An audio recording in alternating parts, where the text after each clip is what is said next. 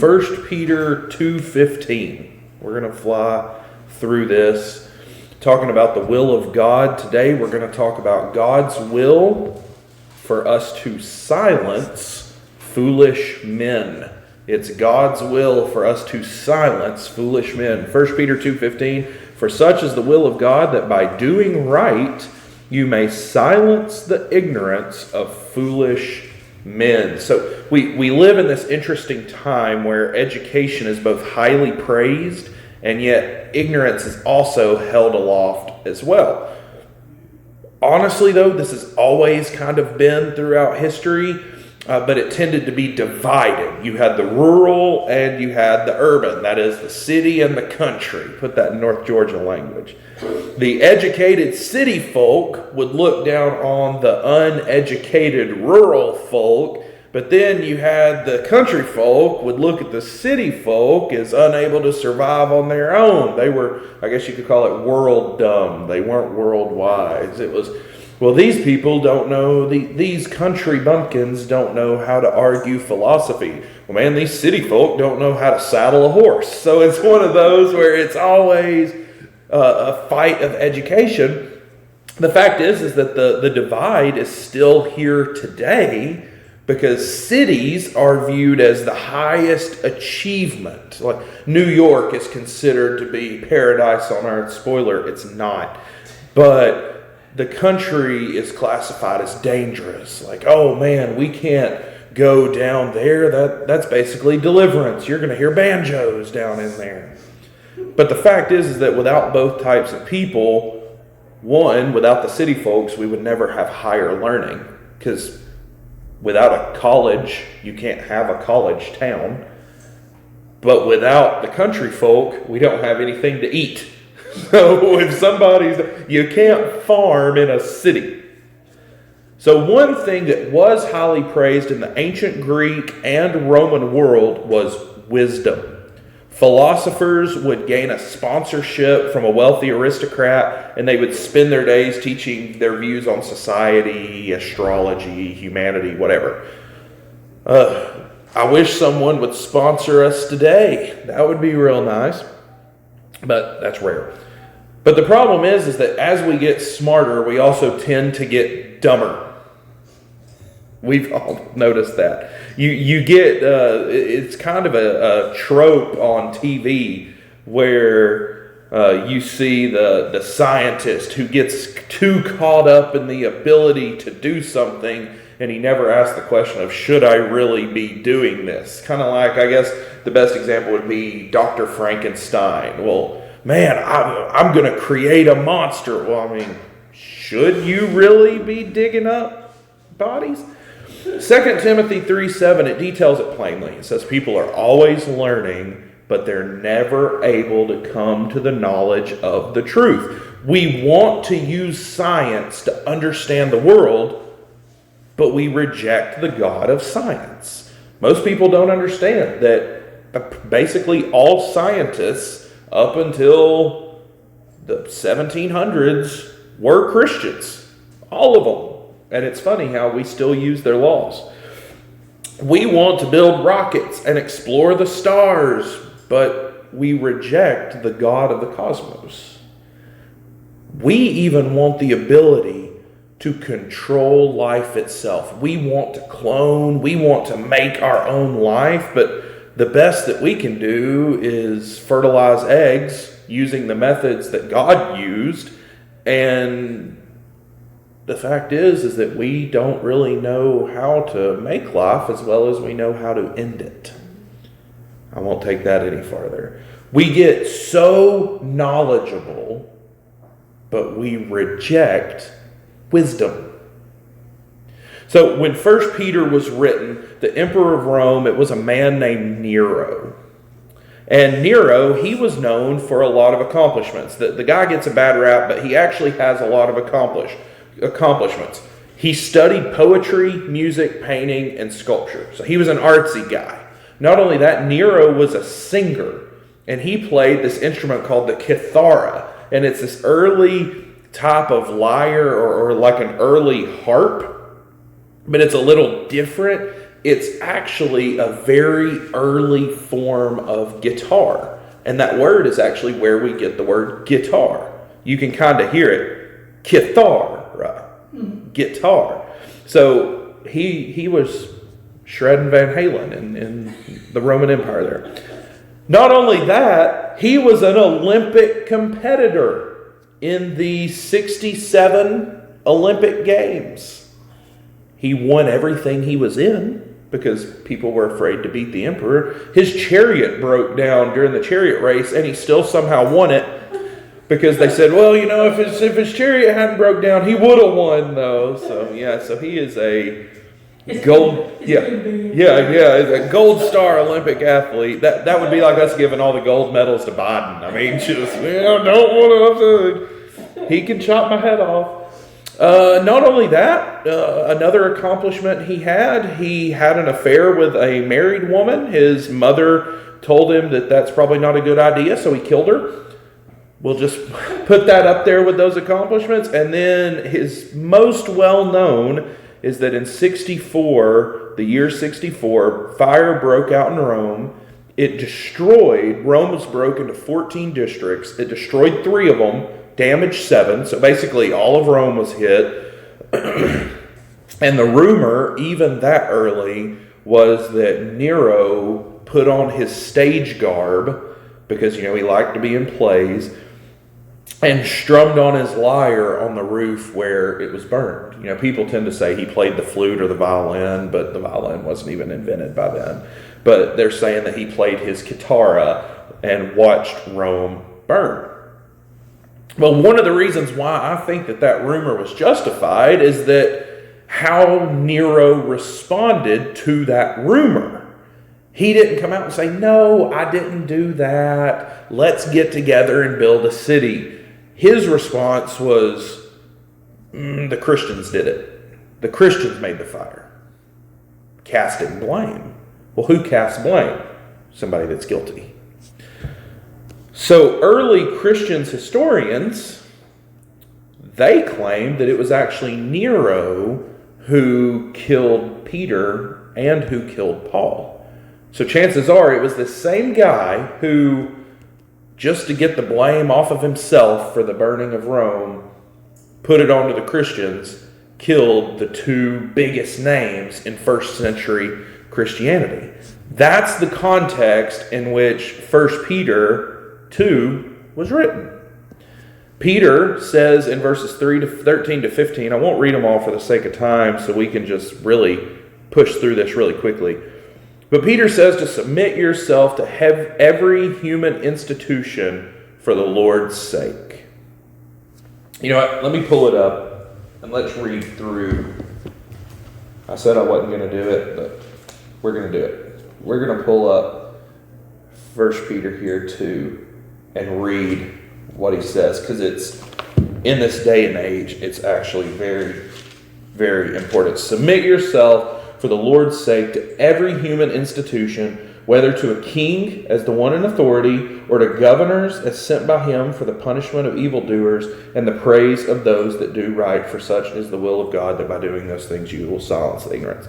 So Peter says to submit yourself to every human institution, and we do it not for our sake, not for self-preservation. We do it for the Lord's sake. The Lord wants this. The Lord wants us to submit to those in authority. He's writing this under Nero, who is terrible.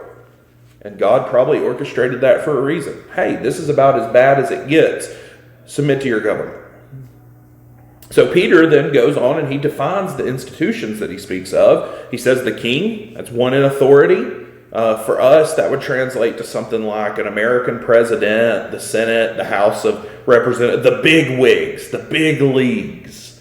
And then he says the governors, and they are the one that punish evildoers. They are the one that praise the ones that do right. So that kind of narrows it down to like a local government.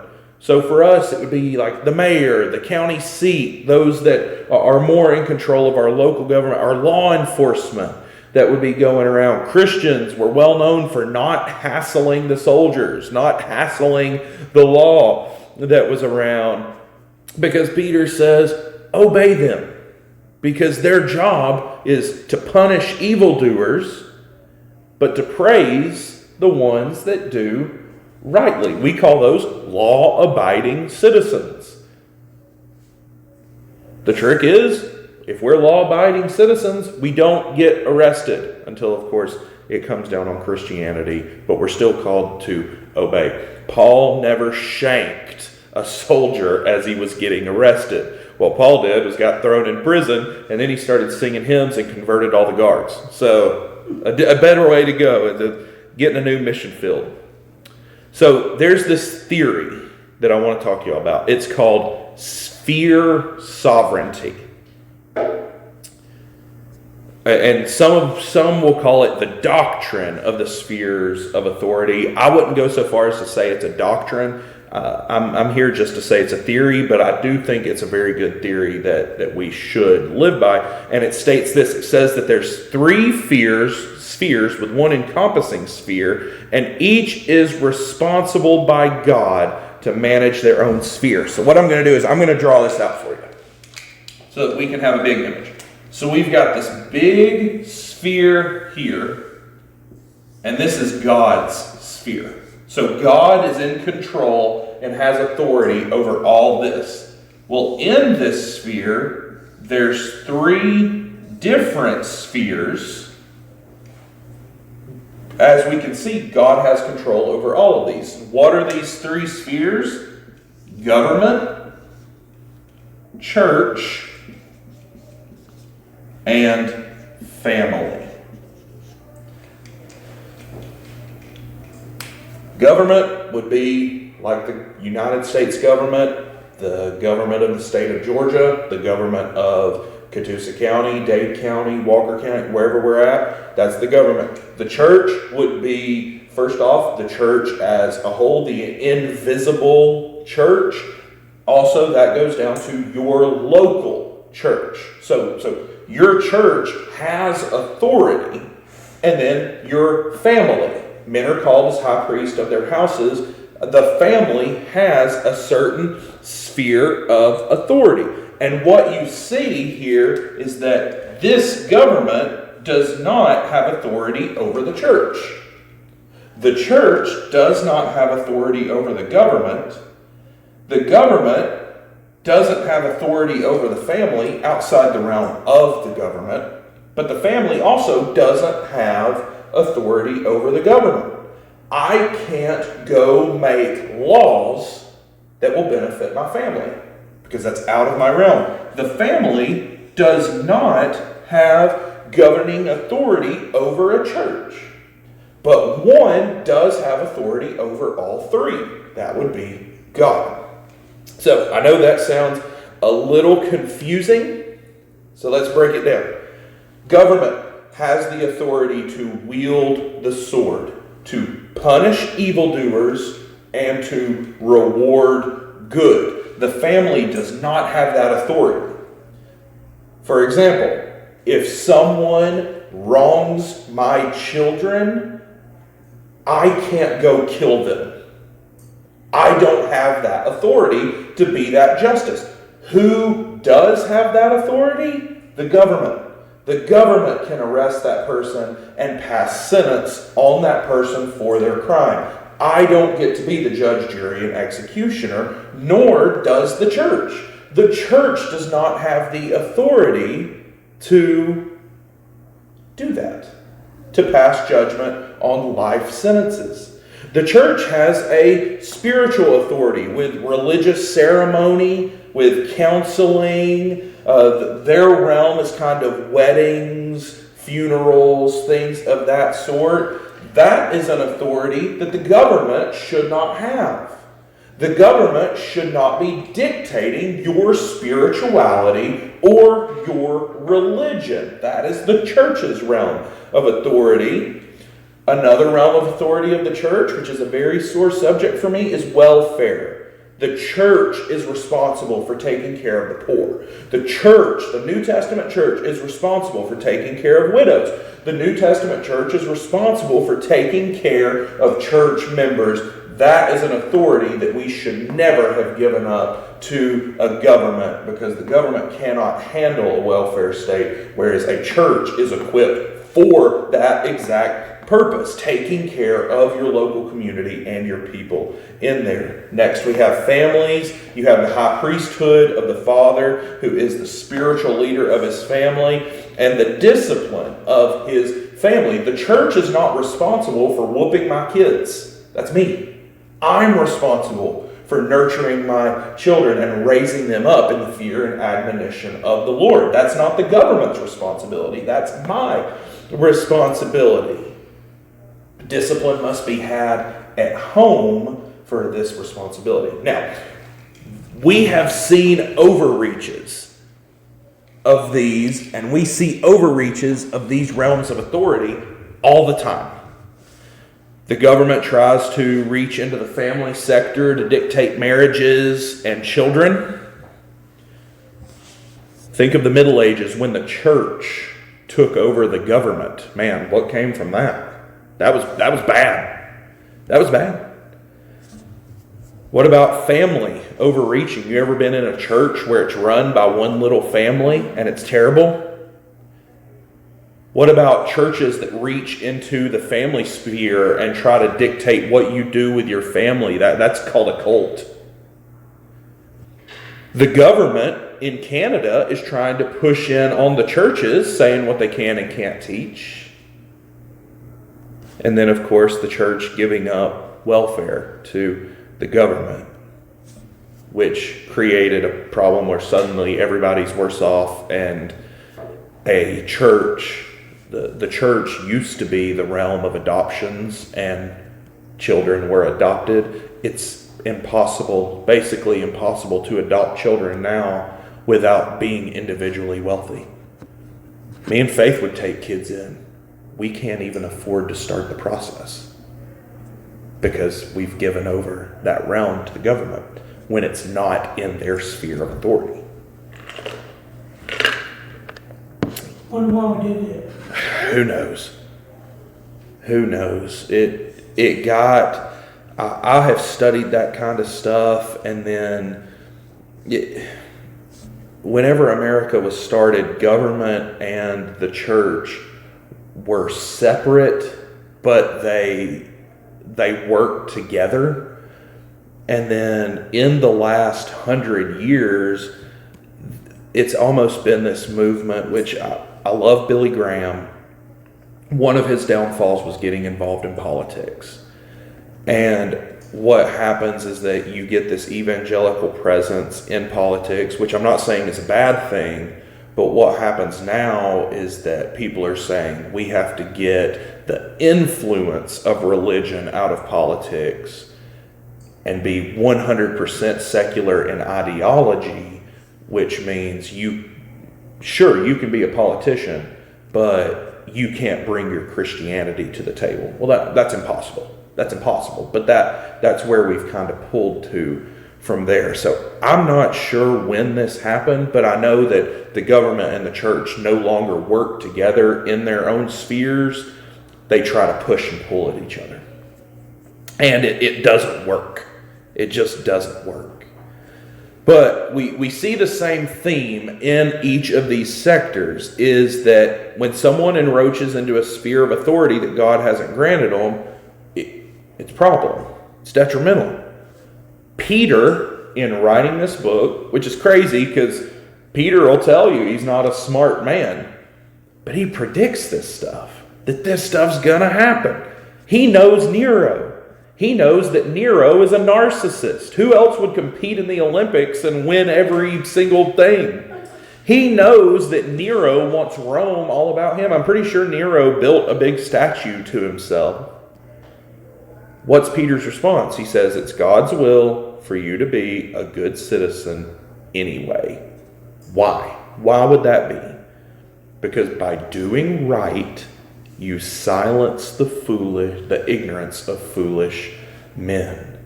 Remember, I talked about last week how whenever you are honest with people, especially in the realm of the gospel, they will hate you, but they will respect you. I hate what you're saying, but man, I respect your convictions. By doing right, you silence the ignorance of foolish men. Protecting the testimony of the gospel is more important than anything on the face of this earth. It's more important than our jobs. We can get new jobs. Honestly, we're getting to a point where Christians that are in the court system are going to start losing their jobs. When a judge says, I will not marry a homosexual couple, they'll get fired. Protecting the testimony of the gospel is more important than our health. I remember the story of it was a Catholic priest who was a missionary to a leper colony. And everyone kept saying, don't go there, you're going to get leprosy, you're going to catch it, don't go there. And he said he would get up and he would preach to the lepers, and he said they just weren't very receptive. And then one day he caught leprosy. The missionary caught leprosy, and he gets up and he starts his sermon by saying, us lepers. Instead of saying, this message is to you lepers, he gets up and says, this message is to us lepers. And guess what happened to that colony? They started listening. Wait a minute, this is a man that's willing to contract leprosy. His message must be important. They made a movie about that. Did they? Yeah, it was really good. I imagine so. The testimony of the gospel is more important than our property. Property was being seized in the New Testament, and they were just, well, okay, we'll go live with the next guy. When his property's seized, we'll go to the next guy. There may come a day where I don't think they're going to go after our personal property first. They're going to try to put a heavy tax burden on churches. There may be a point where just to be able to afford to pay the tax bill, we have to close down churches in the area and all meet in the biggest one where we can afford to do it. But guess what? We're going to make it. It's more important than our lives. History is full of martyrs that weren't willing to compromise. We've been harping on Polycarp this past week. You threaten me with fire which burns for an hour, but you're ignorant of fire of the coming judgment. When people trod down on us, we take it. Like last week, we endure it. Because our response is, that's okay. You've taken our property, that stinks. We're working on getting our property together to try to build houses for the kids when they get older and get married and just have us a nice little compound down there. But if the government comes in and says, if you don't deny Jesus, we're taking all this, you can have it. Because I have a property somewhere else that's a little bit nicer. And honestly, most of my family's already there. Our treasure isn't here. We've got a better place. We've got a better king. And what is the ignorant men, what is their response when we say something like that? They're silent. They can't respond. People are being saved in Ukraine because the church has responded to the invasion without fear. And the ignorant men don't know what to say. During the Reformation, people were being killed for attempting to get the scriptures in the English language so the common man could read the Bible. And people were being saved because they're saying, man, this message must be important because they're willing to die so I can read it. I'll leave you with this. I've heard the saying, don't be so heavenly minded that you're no earthly good. I disagree. I say, be so heavenly minded that the earth shakes under your feet and the pagan stands in awe. Why is God's will for us to silence the fool? Because the Bible says, the fool says in his heart, there's no God. And our actions can prove to him otherwise. Our behavior as a Christian can prove the existence of God to an unbeliever, and all he can do is stand and be silent.